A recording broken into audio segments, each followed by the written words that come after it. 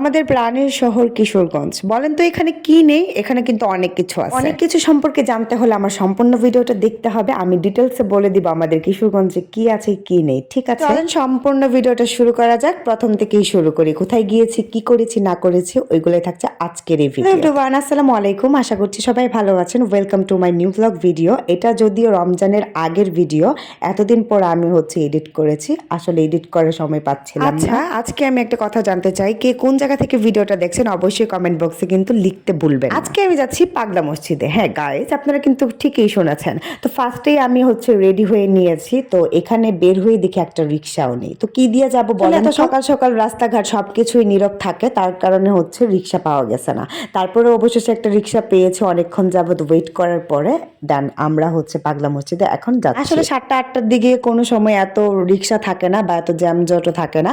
দেখেন রাস্তাটা কিন্তু একদম ফাঁকা। পাগলা মসজিদের সামনেও কোনো যানজট নেই। দেন আমরা কিন্তু এসে গেছি। মসজিদের নাম শুনলে কিন্তু মনটা কেমন যেন ঠান্ডা হয়ে যায়। আসলে আমার কাছে অনেক বেশি ভালো লাগে। সো এই যে দেখেন টিকটিক করে। তারপর রিক্সা থেকে নেমে এখানে কোরআন শরীফ দেখতেছিলাম যে কোনটা ভালো। আসলে সবকিছুই কিন্তু ভালো, তবে দাম দরের একটা বিষয় আছে।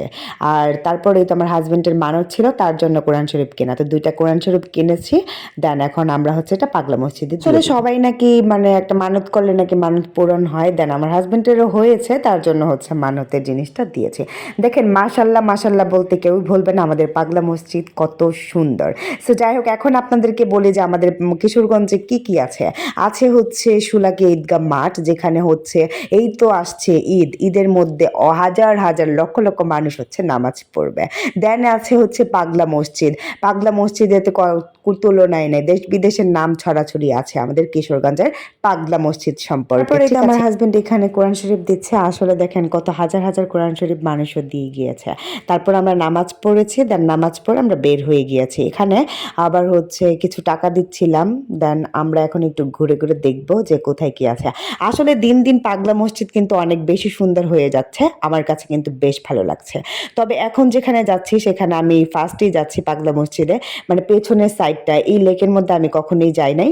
এই তো দেখেন পিছনের সাইডটা কিন্তু অনেক বেশি সুন্দর করেছে। তারপর এখানে ভাবলাম যে কিছু ছবি তুলি। আসলে অনেকে অনেক কিছু বলেছেন যে পাগলা মসজিদে যায় ছবি তোলেন। আরে আমরা তো আর গার্লফ্রেন্ড বয়ফ্রেন্ড না, ঠিক আছে? আমরা হাজব্যান্ড ওয়াইফ। তো যেখানে যা করার আমরা করতে পারি, ঠিক আছে? ছবি তো নর্মাল বিষয়, তাই না? তো আপনারা কিন্তু অনেক বাজে কমেন্টও করেছেন, আসলে এটা করবেন না। হ্যাঁ, নিজের চক্রায় তেল দেন, ঠিক আছে?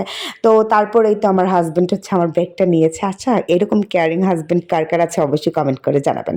তারপর এখানে আমরা স্ট্যান্ডটা নিয়েছিলাম। দেন স্ট্যান্ড রেখে আমরা ছবি তুলছিলাম। আসলে আপনারা জিজ্ঞেস করতে পারেন যে এত সুন্দর সুন্দর কিউট ছবি কে তুলে দিয়েছে।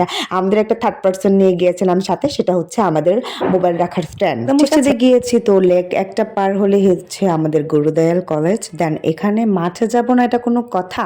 তো তারপর ভাবলাম যে মাঠে যাই, একটু ঘোরাঘুরি করি, নয়তো আর 2-1টা ছবি তুলি।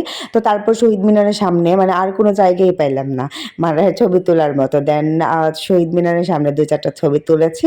তারপর আমরা এখন চলে যাবো। মজার কাহিনী বেদেরা আমাদেরকে বলতেছে তোমরা ভিডিও করো, এই তো টাটা দিয়েছে আমাদেরকে। আর কি হাসি! তো যাই হোক, তারপর ধানসিঁড়িতে গিয়েছিলাম। যাওয়ার পরে ভাবলাম যে বিরিয়ানি খাই। সকাল সকাল আমি আবার ভাত খাইতে খুবই পছন্দ করি। যারা রেগুলার আমার ভিডিও দেখেন তারা জানবেন। আমার হাজবেন্ড আবার সকালবেলা ভাত টাত কিছু খাইতে পারে না, সে রুটি খাবে। তো তার জন্য সে রুটি নিয়েছে। আসলে খাবার খাইতে কিন্তু অনেক বেশি মজা লাগে, তাই না? আর আমি তো একটু ভাত লাভার, ভাত টাইপের। সকালবেলা হইলে আমার সারাদিন আর অন্য কিছু না খাইলে চলবে না। খেতে খেতে আপনাদের কাছ থেকে বিদায় নিলাম। এই ছিল আজকের ভিডিও। তো ভালো থাকবেন। আল্লাহ হাফেজ।